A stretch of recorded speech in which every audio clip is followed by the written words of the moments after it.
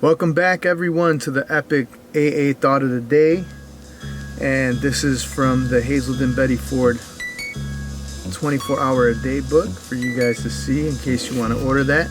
But if not, I have the link in the description if you guys want to reread this. We have the thought of the day, the meditation of the day, and the prayer for the day. So let's get into that. Alright, so the thought of the day for January 7th is, when temptation comes, as it does sometimes to all of us, I will say to myself, no, my whole life depends on not taking that drink, and nothing in the world can make me do it. Besides, I have promised that higher power that I wouldn't do it. I know that God doesn't want me to drink, and I won't break my promise to God. I've given up my right to drink, and it's not my decision any longer. Have I made the choice once and for all so that there's no going back on it? Now let's get into the meditation of the day, which says, in silence comes God's meaning to the heart. I cannot judge when it enters the heart. I can only judge by results. God's word is spoken to the secret places of my heart, and in some hour of temptation, I find that word and realize its value for the first time. When I need it, I find it there. And then it quotes, thy Father who seeth in secret shall reward thee openly. And then we get to the prayer for the day. A prayer for the day says, I pray that I may see God's meaning in my life. I pray that I may gladly accept what God has to teach me. Alright, again, that's January 7th, Thought of the Day. The link is in the description if you would like to reread that for yourself. And now I'll give my interpretation of the Thought of the Day. Again, the Thought of the Day and all these things that I express from this portion on are solely my interpretation with my program. I don't expect you guys to agree or disagree with me. I am just giving my experience, strength, and hope. I do not represent any organization as a whole. I do this independently to share and hopefully help somebody out. That's it.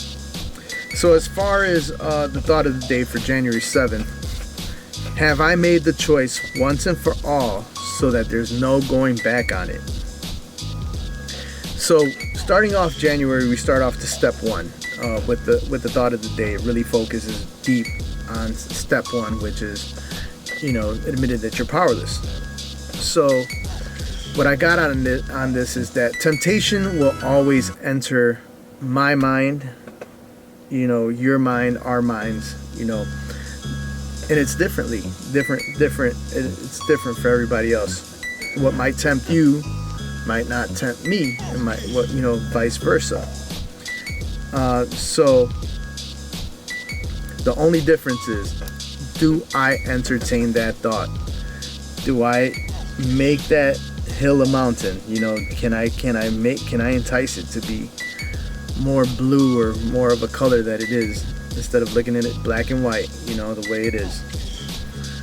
Or do I think about the consequences that I wrote on my consequence list? If you watch the past videos, you'll know that when I have sponsees or anybody new to the program, I just say, write a list of 10 or more things that you think that you will regret if you pick up again. So I gotta think about those things. I gotta think about it, and definitely I didn't even need the 24-hour a day book to tell me that one of them is turning my back to God, because that's up there in the top 3, if not top answer. And I don't want that. He delivered me from that hell that I begged him to take me out of in the first place, right? It would be like going back into an abusive relationship that he freed me from. It's like, why'd you go back? Didn't you see how it helped you? Kind of deal, So I know it's life or death for me. It's just one or the other. There's no middle point. And I know that if I return to my old way of living, for today, that I'll break a promise that I did also to my dying grandfather. He knew I was smoking a lot of weed, and he asked me on his deathbed. He said, Eric, stop. He knew I had a kid too. He was like, stop doing that. And I said, yeah, I would, and I didn't for a long time. So it's one of the things as well. And I promised my higher power, which I call Jesus Christ, I would stop selling weed and using.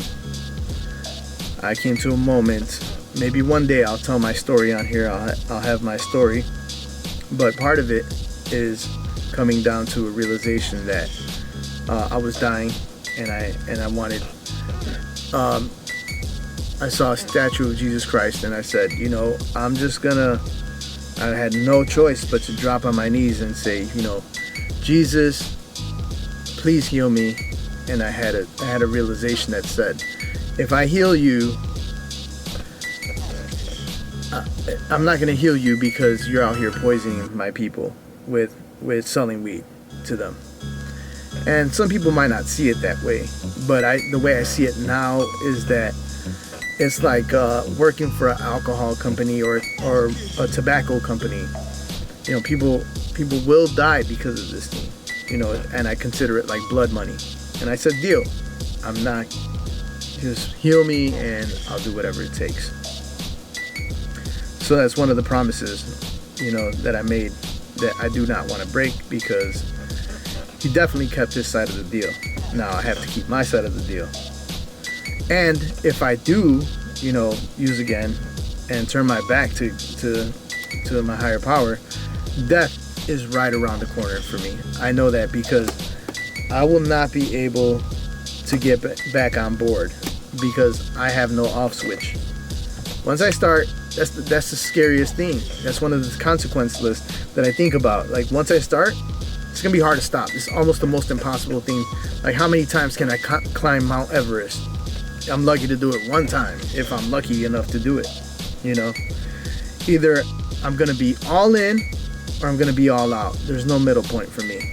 I know once I cross that line, it's the point of no return. And I always have to remember that. All right, now let's get into the meditation of the day. I've heard that God's language is silence. He speaks in silence. And I could attest to that many times.